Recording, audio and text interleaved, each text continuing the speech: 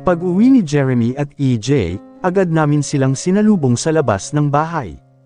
Nandito pa rin si Daph, kasama namin.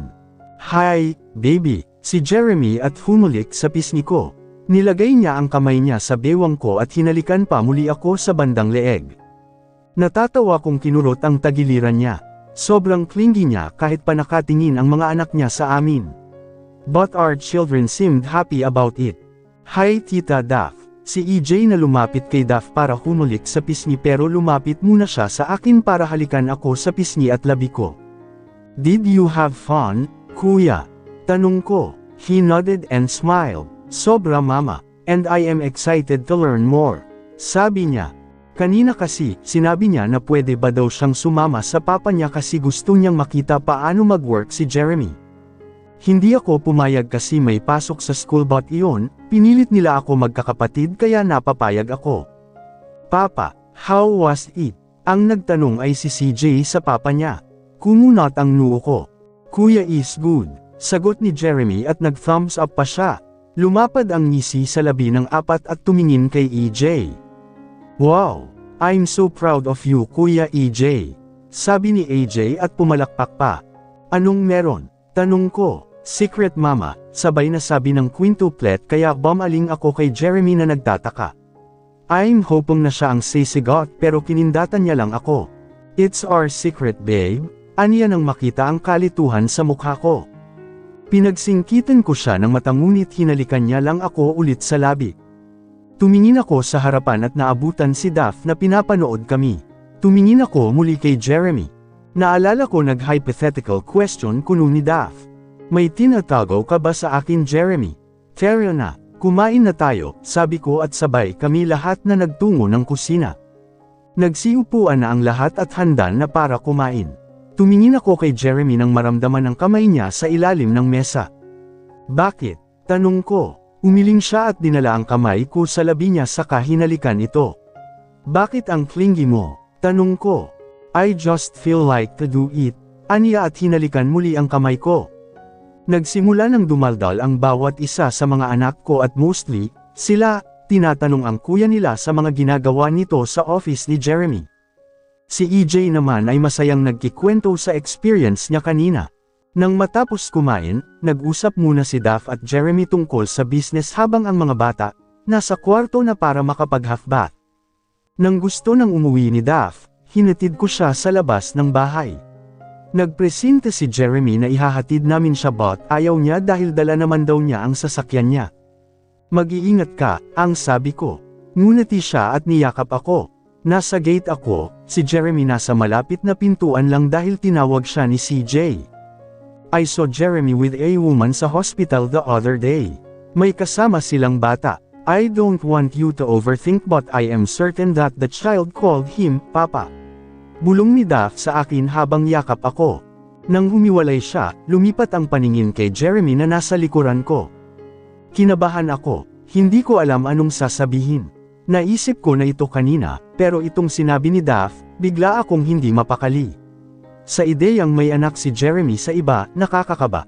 Sa choices na sinabi ko kanina, alin doon sa tingin mo ang katayuan ng bata? Hamina ang boses ko nang banggitin ko ang bata. Natahimik si Daph at inaalala ang mga salitang binitawan ko. "The first one," aniya at kumaway. Pumasok na siya sa loob ng sasakyan niya at pinaandar ito paalis. Tumingin ako sa likuran at naabutan si Jeremy na nakatitig sa akin ng mariin. Anong ginagawa niya sa hospital? Sinong babae? Mga bagay na gusto kong itanong pero pinili kong ngumiti at lumapit sa kanya na para bang ayos lang lahat. If Daph said, "the first one," ibig niyang sabihin doon, may anak si Jeremy bago niya ako nakilala. It means malaki na ang bata. "Is there something wrong, babe?"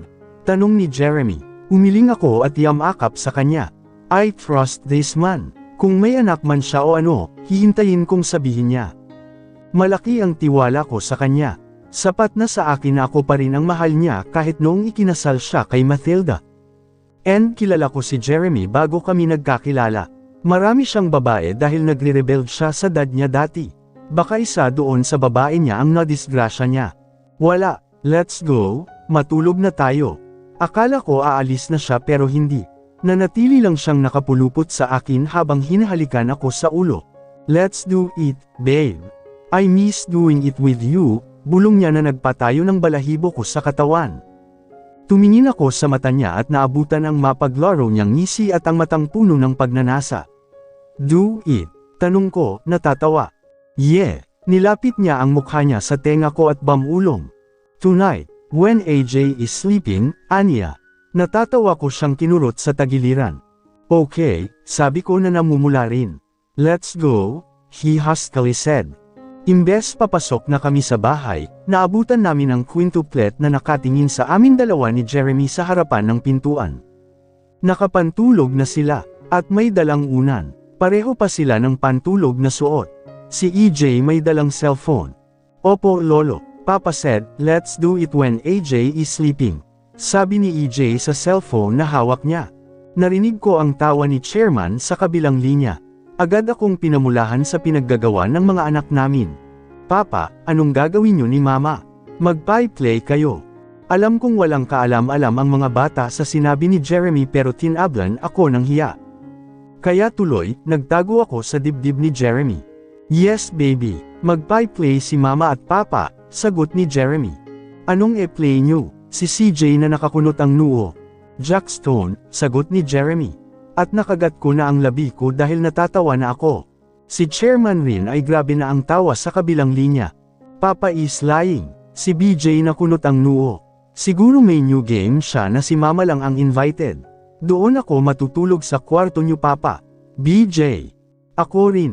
Sali ako Papa. Si DJ. Lolo, sa kwarto kami ni na Papa matutulog tonight, sabi ni EJ at tumawa uli ang chairman. Narinig na lang namin si Alexis na pinapagalitan ang chairman dahil baka raw mabinat nakakatawa. Tumingin ako kay Jeremy at nakita ang mahaba niyang nguso. Hindi talaga nakakalusot si Junjun sa limang ito, ang bulong niya kaya hindi ko na nakayanan at tumawa na ako ng husto. Kasi si AJ parang tuko matulog. Gusto niyang kay Jeremy siya humiga at madali siyang magising kada sinusubukan siya ni Jeremy na ihiga sa kama. Nito lang siya nagpapababa sa kama dahil ako naman ang niyayakap niya kaya ang kamay ni Jeremy ay kung saan-saan nakakaabot. Mukhang ngayon siya may plano, mauudlot pa.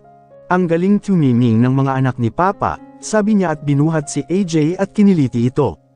Napailing na lang ako nang magmarcha siya paakyat ng hagdan at ang apat naming anak na lalaki ay sumunod sa kanya. Para silang poto tignan. Haha. Napailing ako habang naglalak ng pintuan. Napapikit ako nang tumatama ang patak ng tubig sa katawan ko. Matapos kong makapagbanlo, sumilip ako sa kwarto at nakita si Jeremy na kasalukuyang nagsusot ng relo niya. Nauna siyang maligo sa akin kaya bihis na bihis siya ngayon. Lumabas ako suot ang bathrobe at nakita ang paghagod ni Jeremy sa katawan ko. Nag-iwas siya ng tingin sa akin na agad rin niyang binalik. What are you doing, babe? Nakasimangot na aniya. Natatawa kong tinampol ang braso niya at dumiretso sa vanity area. What are you talking about? You're seducing me. Kita mo kakabihis ko lang. Hey, tumigil ka Jeremy. Hindi ka ba napapagod? Ang hapdi pa, sabi ko sa kanya. Wala ang mga bata sa bahay, nasa kay chairman dahil weekend. Kaya malayang nagagawa ni Jeremy ang mga bagay na hindi niya magawa kapag narito ang quintuplet. Nakita ko siyang naglakad palapit sa akin. Hinawakan niya sa ako sa dalawang balikat ko at napapikit ng maramdaman ang labi niya sa leeg ko. He's going to USA next 2 days. I'm gonna miss him. Nakabihis ka na, sabi ko sa kanya. He just groaned and continued on kissing me. Pumikit ako at humawak ako sa ulo niya habang ang labi niya ay pababa na ng pababa sa dibdib ko. Humarap ako kay Jeremy para bigyang laya ang labi niyang magsimula ng maglakbay sa katawan ko. Napapikit ako muli habang ninananam ang mga halik ni Jeremy na bumalik muli sa labi ko pababa sa panga at sa leeg ko. Bumaba muli ang labi niya sa dalawang dibdib ko na kanina pa niya binabalikan. Look at me babe, he whispered. Nang buksan ko ang aking mga mata, nasalubong ko ang mga kakaiba niyang titig. Puno ng pagnanasa ang nakikita ko sa mga mata ni Jeremy na parabang hindi namin ito ginawa kanina lang o kagabi, na parabang unang beses namin itong gagawin. Napapikit ako muli sabay tinggala at hayaan siyang tanggalin ang pagkakabuhol ko ng bathrobe na suot ko ngayon. Ramdam ko ang kamay niyang kung saan-saan na naglalakbay sa ibang parte ng katawan ko. At hindi nga nagtagal, ay pabilis ng pabilis ang galaw ni Jeremy sa loob ko hanggang sa pareho naming narating ang tuktok ng pagnanasa sa kaibuturan namin dalawa. Ramdam ko ang maiinit niyang panla na iniwan sa loob ko. Naramdaman kong hinahalikan niya muli ako sa leeg at buong katawan ko. Ang dami mong nilabas, natatawang sabi ko. Ganyan ka ba kasabik sa akin ha? Natatawa kong tugon. He chuckled. Yeah, you're a natural seductress babe. Maganda na parang Diyosa kaya sinong hindi magiging ganito kasabik sa'yo. Natatawa kong hinampas ang braso niya. Kaya kaagad na ibigay ang mga bata sa dad mo kasi may plano ko, sabi ko at natawa siya habang yakap ako. We need the dress. Pupunta pa tayo ng salay, natatawa kong sabi. I wanna bring him kay mama. Gusto kong makilala ni mama si Jeremy kahit pa wala na siya. I can't wait to marry you, baby. I'm just glad and happy na ako lang ang gusto mo at wala nang iba. Damn, I'm so happy, napangiti ako sa sinabi niya. Ibinaon niya ang mukha niya sa leeg ko habang nakapulupot pa rin sa akin ang mga kamay niya. Pasalamat ka, sobra ang pagka-crush ko noon sa anak ni attorney, natatawa kong sabi. He groaned at mas lalong nagpa-baby sa akin. Dito ba? Jeremy said habang hawak ang kamay ko. Baliktad, ako ang may hawak sa kamay niya dahil pakiramdam ko, maliligaw siya dito sa sementeryo. No, dito, sabi ko at hinila ko siya paliko. Pupunta kami ni Jeremy sa puntod ni mama. At dahil maraming pasikot-sikot sa dinaanan namin, nahihirapan kaming lumusot lalo't malaking tao siya. Tabi-tabi po, I keep on saying that sa bawat puntod na nadadaanan namin. Why are you saying that, babe? Tanong ni Jeremy. Para hindi mamaga ang itlog mo, sabi ko na natatawa. Ano ba naman itong si Jeremy, walang alam sa kahit na anong pamahiin. Actually, kanina pa, noong papasok kasi kami, ang daldal kaya sabi ko ay tahimik muna at nasa sementeryo kami. Nagtataka yata bakit ko pinatahimik kaya tinadtad na naman ako ng maraming katanungan. Padaan na kami sa malaking cross nang mamataan ko ang mukha ng babaeng sobrang pamilyar sa akin. Miss Miranda, tinignan ko ulit dahil sa mga malalaking dahon ng damo na hindi pa nalilinisan, hindi ko na nakita pa ang babaeng iyon. Si Miss Miranda ba iyon? Ano namang ginagawa niya dito sa salay? Siya ba? Or baka namamalikmato lang ako? Babe, bakit mamamaga ang itlog ko? Tanong ni Jeremy kaya bumaling ako sa kanya. Seryoso ba siya sa tanong niya? Hindi niya alam. Really? Well, baka kasi may madisturbo ka. Hila ko pa rin ang kamay niya habang nagsusuot sa pinakadulo. Sinong madidisturbo natin? Wala namang houses dito sa sementeryo. Natatawa ako kay Jeremy na naiinis. Napaka-ignorante. Ang init pa ng panahon tapos itong, hindi bale na nga. Hindi naman porket po walang tao dito ay wala ka ng madisturbo. Siyempre may mga nilalang tayong hindi nakikita ng ating mata. At kapag na-disturbo mo sila, baka mamaya mag-higanti sila sayo. Ngumiwi si Jeremy. Bakit naman itlog ko ang pagdidiskitahan nila? Are they some kind of maniac? Just ko. Nagmana nga sa kanya si AJ. Pareha sila ng anak niyang iyon. Walang minuto na tatahimik. Laging may tanong. At anong maniac ang pinagsasabi niya? I'm talking in general Jeremy. Pwedeng itlog mo ang mamaga, pwedeng paa, or mukha. Pwede ring internal organs mo, like magkakasakit ka bigla sa loob mo kahit pa you have a healthy lifestyle. Tumungo-tango siya na para bang pinoproseso ang mga sinasabi ko. Sobrang inosente. Tuloy, imbes menas, natatawa na lang ako. Hindi ko pa rin gets but I'll try to comprehend. Ganyan naman ang kultura natin. Bakit hindi mo alam? Natatawa kong sabi at hinila na siya nang makita ang puntod ni mama. We don't practice that one, babe. Isa pa, hindi ko talaga narinig ang mga superstitions na sinasabi mo. Really, mabuti at hindi ka nanono. Alam mo ang duen. Yeah, the small persons, aniya at natawa na ako habang kinukulot siya kaya napapatalon siya at napapa-array. Anong small persons ano ba? Ewan ko sa'yo, Jeremy. The Wens are one of the famous urban legend here in the Philippines. They are not just a small people you said. They are tiny creatures na nakatira sa punso. They have powers and iyon nga, kapag na-disturbo mo sila, some parts of your body ay mamamaga. Ngumiwi ulit siya, hindi naniniwala sa sinasabi ko. Ewan ko sa lalaking ito, ipapakita ko sa kanya mamaya ang Snow White at nang malaman niya. Pagdating namin sa puntod ni Mama, nakita ko na may kandila at bulaklak sa puntod niya. Kumunat ang noo ko, sinong maglalagay nito? May kaanak ba si Mama na dumalaw dito?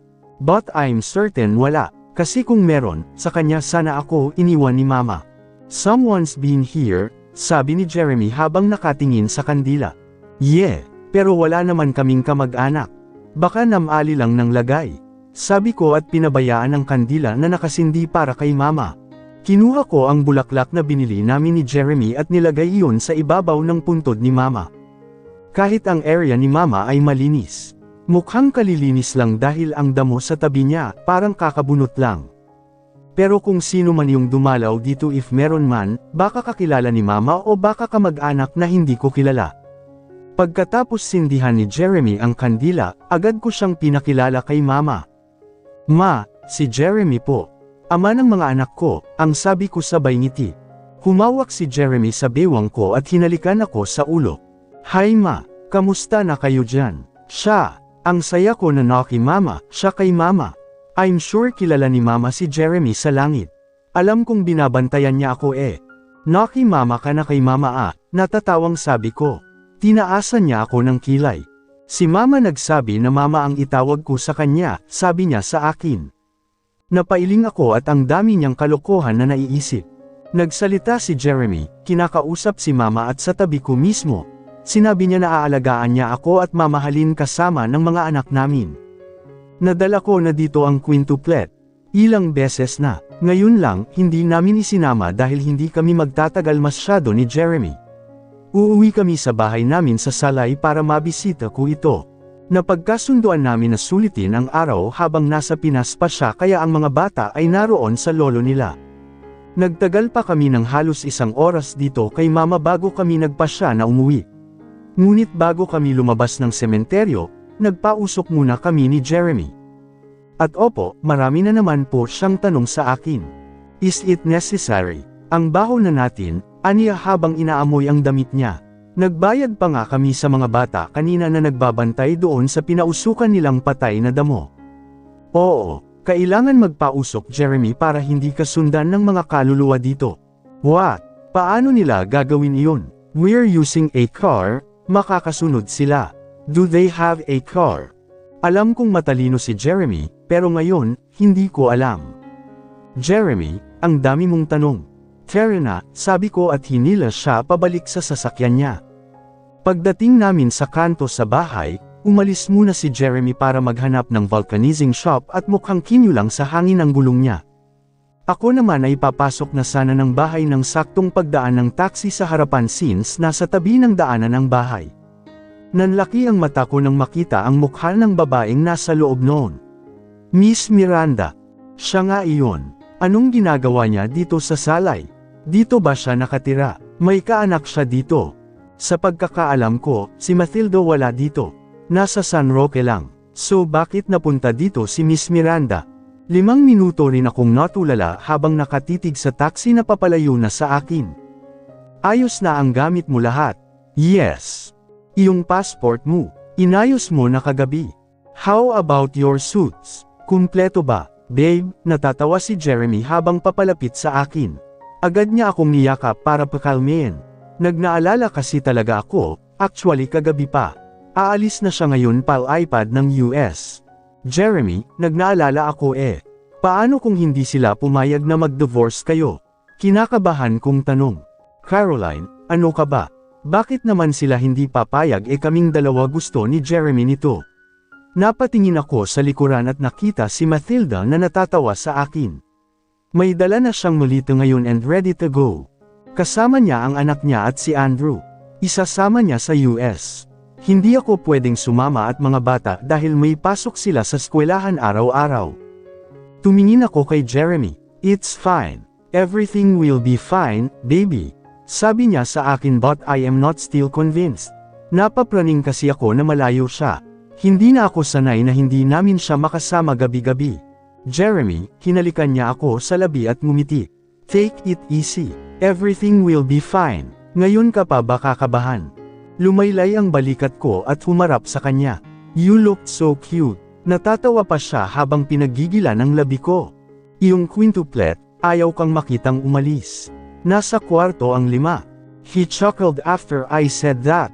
Nakakatawang isipin na kinaiinisan nila ako noong una tayong nagkita, pero sa ngayon, ramdam ko na mas mahal nila ako kaysa sa iyo. Gusto kong sumimangot pero natawa ako sa tinura niya cause it's true. Our children loves him more than me lately. Nakakatampo na nga minsan kasi halos sila lahat makapapa na. Halos hindi na nga ako pinapansin pero ayos lang kasi alam kong uhaw sila sa pagmamahal mula sa ama. And right now, nagtatampo ang mga iyon.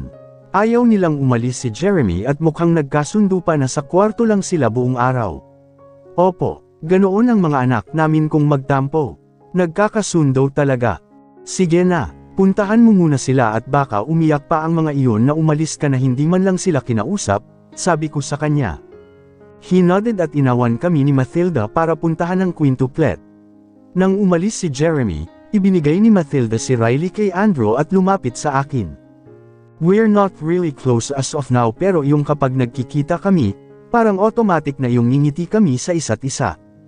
You know what? I always admire you.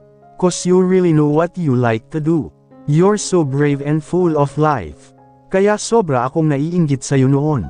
But right now na somehow nakawala ako sa hola ng dad ko, na kaya ko nang maka-appreciate ng tao sa paligid ko. At isa ka sa na-appreciate ko. No, weirduhan pa rin ako na mabait siya.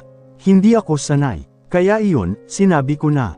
Magagalit ka ba kung sasabihin kong ang weird na mabait ka na sa akin ngayon?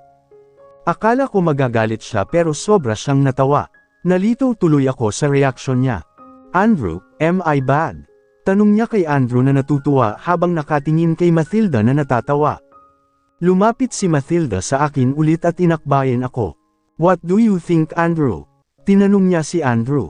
She's weird kung magmamoldita siya actually. Sagot ni Andrew sa akin. Well, masama naman ang ugali ko, pero hindi naman ako sobrang sama gaya ng iniisip mo no. Aniya. Well, tama nga siya. Right now, sobrang gone ng pakiramdam ko kasama niya. Jeremy will be fine in the US. And I promise you, kapag may gawin siyang masama doon, i-report ko siya sa'yo. Hindi ko alam kung matatawa ako sa sinabi niya o hindi. She's the current wife right now, in case she forgot pero heto at sabi niya, report niya sa akin once magloko si Jeremy. At bakit mo naman gagawin iyon? Tanong ko. Cause I kinda like you. Gusto kita maging best friend. Natawa si Andrew sa likuran niya. Mama, why are you asking tita to be your best friend? Hindi pa ba kayo friends? Inosenteng tanong ni Riley habang kumakain ng chocolates. Riley, anak, mama and tita are best friends already. Hindi ba tita Caroline? Tanong ni Mathilda, at dinamay pa ako. This is really weird. US being best friends. Yes baby, your mama and I are best friends. Sabi ko na lang sa bata. Oh my God, anak. Huwag na chocolates. Mabubungi ka na niyan. Sabi ni Mathilda at tumakbo palapit kay Riley. Mama, one last please, sabi nito. Napahinto si Mathilda at napailing. Fine, one last only, okay, sabi nito. Masisira ang ngipin mo eh, bulong-bulong niya habang nakangiwi kay Riley na masayang kumakain ng chocolates. Tumango naman si Riley. Haze, sobrang spoiled sa mommy, sabi niya. Natawa ako lalo na kay Riley na nakangiti at kita ang chocolates sa ngipin niya. Ang cute. Mathilda, ayos lang magtanong ako sa mommy mo. Nawala ang ngiti sa labi niya at bumaling sa akin. Which mom? Oo nga pala, may dalawa siyang ina na kilala niya ngayon. Si Miranda, tumitig siya sa mga mata ko. Tumingin muna siya kay Andrew bago niya ako hawakan para akayin palayo sa anak niya at kay Andrew. What is it? Nakapag-usap ba kayo? Umiling siya. She tried but hindi ko pa siya kayang harapin. Sobrang bilis ng pangyayari. Even dad, nilalayuan ko sila. Kahit si Mateo, hamina ang boses niya sa huli. It must be hard for her. I wonder anong nangyari sa kanila after party. Bakit magkasama pa rin sila ni Andrew ngayon? Nakita ko siya sa salay eh. Taga doon ba siya? Ang tanong ko. Kumunot ang noo niya. Hindi ko alam. Noong malaman ko na ina ko siya, sinubukan kong alamin ang tungkol sa kanya. Ayon sa nakuha kong info niya, sa Indahag siya lumaki. So wala akong ideya bakit nasa salay siya. Tumungo ako. Ganoon ba? Yeah. Sigurado ka bang nakita mo siya? Hindi kaya na malikmata ka lang. Sigurado ako sa nakita ko. Mama mo ang nakita ko. Tumitig lang si Mathilda sa akin at hindi na nagsalita pa lalo na nang makita ko ang mga anak ko na pababa ng hagdan habang umiiyak. Tumingin si Jeremy sa akin. Humihingi siya ng tulong. Sa itsura niya, hindi na niya alam ang gagawin para patahanan ang mga anak niya. Lumapit ako sa kanila at sinalubong sila. Agad na yamakap si EJ sa akin habang umiiyak. Sumunod si CJ, habang si DJ, AJ, at BJ, ayon, nakapulupot sa ama at ayaw yatang paalisan ng bahay. Papa, huwag ka na alis. Si AJ na kung umiyak, akala mo hindi na babalik ang ama. Nagkatinginan kami ni Jeremy at swear, kulang na lang sabihin niya na hindi na siya aalis. Papa, please stay with us. AJ begging her father not to go while BJ is lying now on the floor habang umiiyak. Sa itsura ng mga anak ko, para silang spoiled brat na ayaw tumanggap ng no. Babe, si Jeremy na ayaw na ring umalis. Ang mata niya ay parang humihingi ng tulong sa akin. Hindi na rin siya siguro alam paano pilitin ang mga anak na hayaan siyang umalis. Alam ko rin na konti na lang ay hindi ito aalis pero hindi siya pwedeng madelay lalo't nakaschedule na ang trial nila sa korte. AJ, boys, that's enough.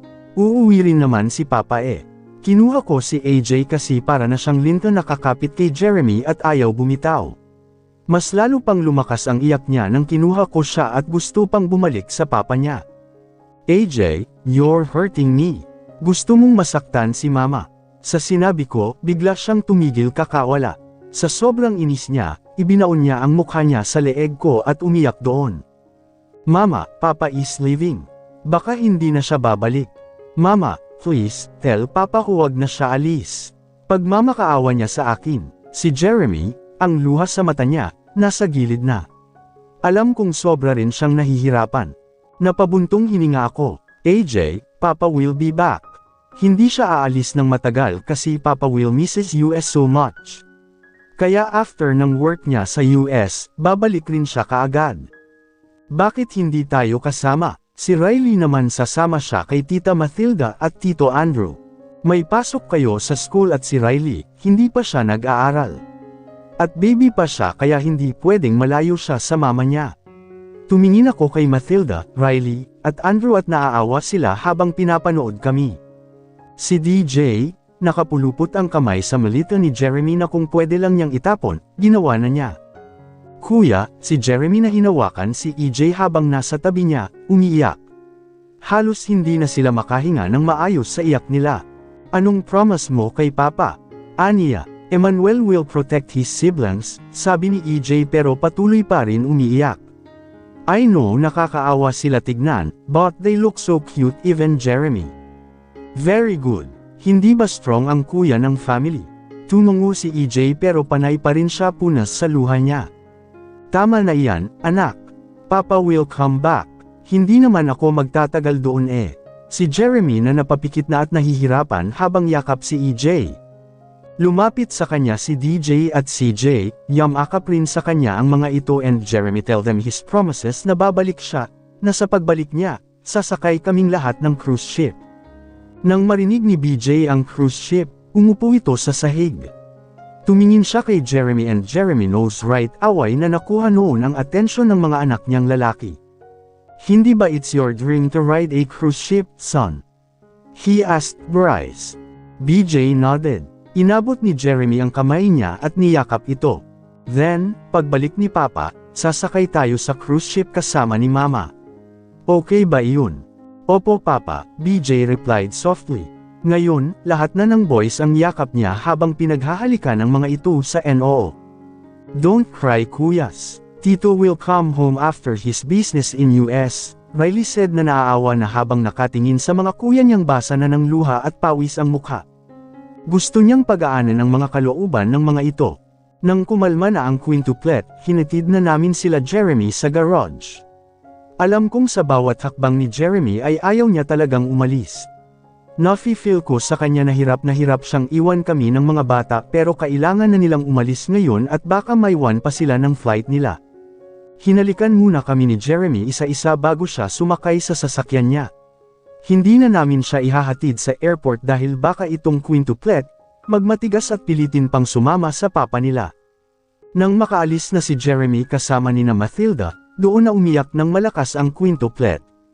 Napabuntong hininga ako at dinala sila sala. Umupo kami sa sahig ng pabilog at hiniyan silang umiyak. Naiintindihan ko kung bakit ayaw nilang umalis si Jeremy. Dahil inakala siguro nila na hindi na ito babalik. 6 years din nilang hindi kasama ang ama at konting panahon lang iyong nakasama na nila muli ang papa nila at heto't aalis na naman.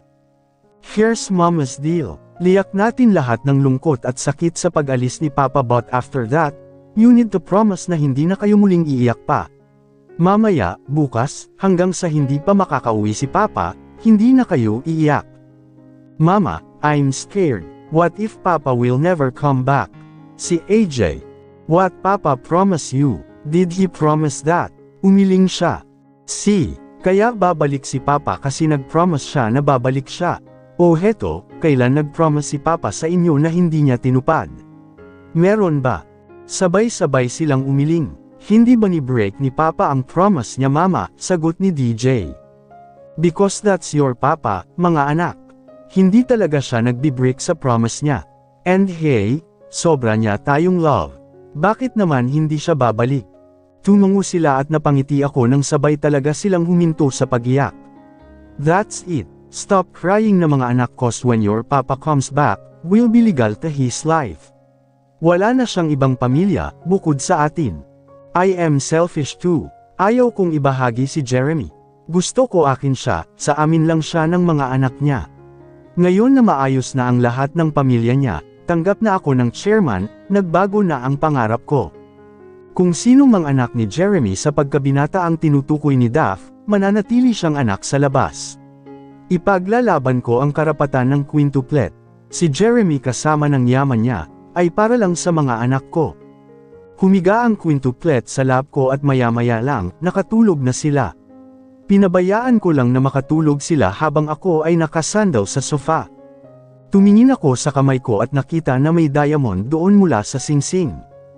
Hindi ito engagement ring but Jeremy gave me a promise ring na uuwi siya at magpapakasal kami right after divorce. Tumunog ang cellphone ko. Nakita ko ang message galing kay Mathilda. Ella, you know her. She's claiming na may anak sila ni Jeremy.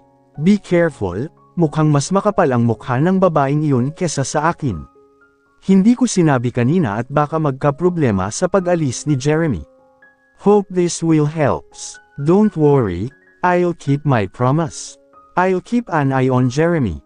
After I read the name of Ella, the woman 7 years ago flashes into my mind. Kilala ko siya, kilalang kilala, layong maid na kinakanti ni Jeremy dati. So siya pala. Where is she? Napatingin ako sa pintuan at nakita si Mateo, kasunod niya ang mga security guards ni Jeremy. He looked so mess. Sobrang gulo ng buhok, pawisan, at sobrang dumi ng damit. Hindi ko alam saan siya galing. His eyes are pleading. Nagsusumamo habang nakatingin sa akin. Nakaalis na, sagot ko sabay tingin sa mga anak ko. May kasama ba siya? Nanlalaki ang mata ni Mateo. He's hoping. Si Mathilda lang at si Jeremy, pagsisinungaling ko. He looked disappointed. Hindi sinabi ni Mathilda sa kanya na may anak sila, that's what attorney informed US noong nasa kanya si Mathilda. Pero sa mukha niya ngayon, suspetsa ko ay parang may alam na siya tungkol kay Riley.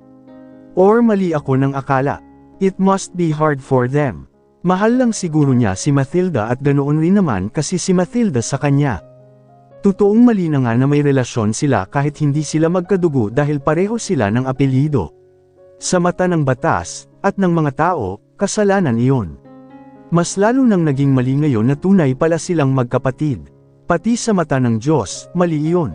Agad na umalis si Mateo, nagmamadali, hoping na maabutin pa niya si Mathilda pero 1 oras nang nakaalis sina Jeremy, I'm not sure kung maabutan pa niya ang mga ito sa Lagindingan Airport. I texted Mathilda back.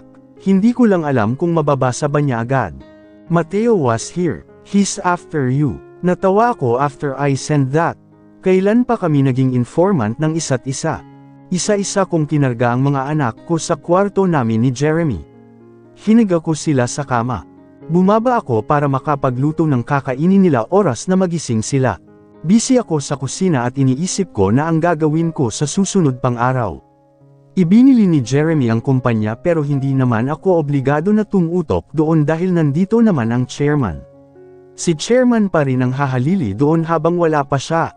Buong akala ko ay si Mateo lang ang pupunta dito, ngunit nagulat ako nang pumasok ang isang guard at sinabing may babae daw na naghahanap sa akin sa labas at may kasamang bata. Alam ko na agad kung sino. May ideya na ako. Ibinaba ko ang marinated pork sa mesa at lumabas. Nakita ko si Ella kasama ng bata sa labas ng gate. Rinig ko pang pinagpipilitan niya na papasok siya sa bahay ni Jeremy. Nang makita niya ako, agad niyang hinawakan ang anak niya. Hindi ako nagsalita, tinignan ko lang siya pati na ang makapal niyang lipstick sa labi. Siguro nakalimutan mo na ako, pero ako yung maid dati ni Attorney Mildred sa San Roque dati. Nagkita na tayo. Aniya at wala akong pakialam. Tinaasan ko lang siya ng kilay at tama nga si Mathilda, makapal ang mukha ng babaeng ito. And ito pala si Harold, anak namin ni Jeremy. Ngumiti pa siya na akala niya ay natutuwa ako sa kanya. Sabi niya aalis siya ngayon papuntang US. Pasok kami Akmang papasok siya sa bahay nang harangan siya ng guards. Hindi ako nagpapapasok ng taong mukhang garapata. Sabi ko. Agad na tumulim ang mata niya. Para bang gusto akong sakmalin. At sino ka para sabihin iyan? Naanakan ka lang rin naman niya agaya ko. So sino ka para magreyna-reynahan dito? Hindi pwedeng anak mo lang ang pwedeng makinabang sa yaman ni Jeremy.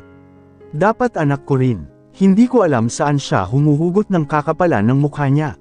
Kung sabagay, hindi biro ang yaman ni Jeremy. Sobrang yaman niya kaya ganito kadesperada ang babaeng ito. Iniwan sa akin ni Jeremy ang bahay at ang kumpanya niya habang wala siya. It means ako nga ang reyna dito gaya ng sabi mo at hindi ikaw. Nasa akin ang kapangyarihan ngayon kaya ako ang masusunod. At ayaw kong umapak ang marumi mong paa sa loob ng bahay. Itinulak niya ako pumasok pa rin siya ng gate. Sinong nagsabi makikinig ako sayo? Hindi ako papayag na tanggalan mo ng karapatan ng anak ko. Kung anong natatamasan niyo ng mga anak mo, ganoon rin dapat kami ng anak ko. Sabi niya pero hinawakan siya ng mga guards at hinila siya palabas muli ng gate. Bitiwan niyo ko, sigaw ni Ella. Ano ba? Anong kaguluhan ito? Napatingin kami sa bagong dating, nakita namin ang chairman at si Alexis. Napahinto si Ella lalo na nang makita niya ang striktong mukha ng chairman.